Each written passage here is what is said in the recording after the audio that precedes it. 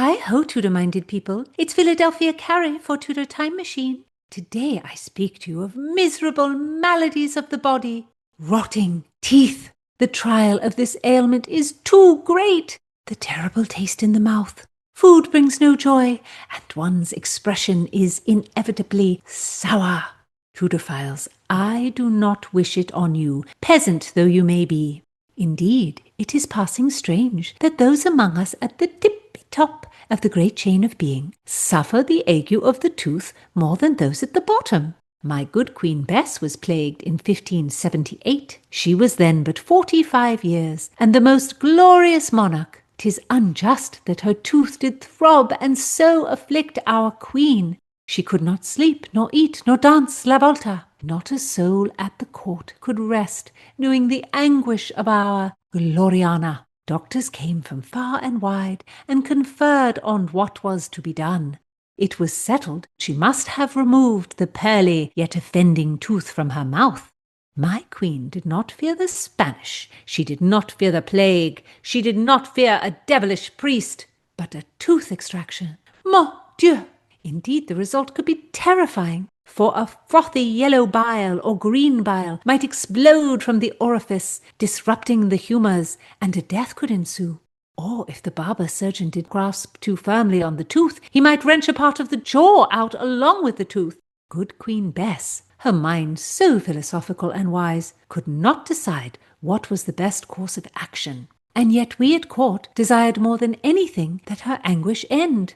But then, dear Tudorphiles, the brave Bishop of London arrived at court. He was an old fellow, and had but few teeth to spare. Yet as he stood before the Queen, he declared he would have the barber-surgeon pull one of his teeth, and that he was not as bold or strong as our Queen. And then she might witness it was not a fearsome operation, but one a greybeard could endure. It was done. His tooth popped from his mouth.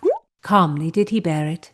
Then my queen, a true champion not to be outdone, did screw her courage to the sticking place, and her tooth was pulled. Huzzah!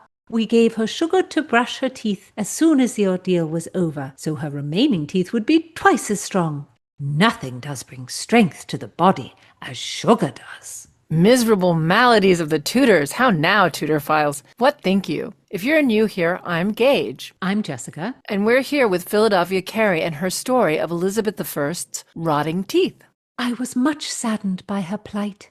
Listen to Tudor Time Machine's story project, for it is a history of the Elizabethan court that reveals more about my Elizabeth than I think is right for common people to know. Indeed, it is shocking.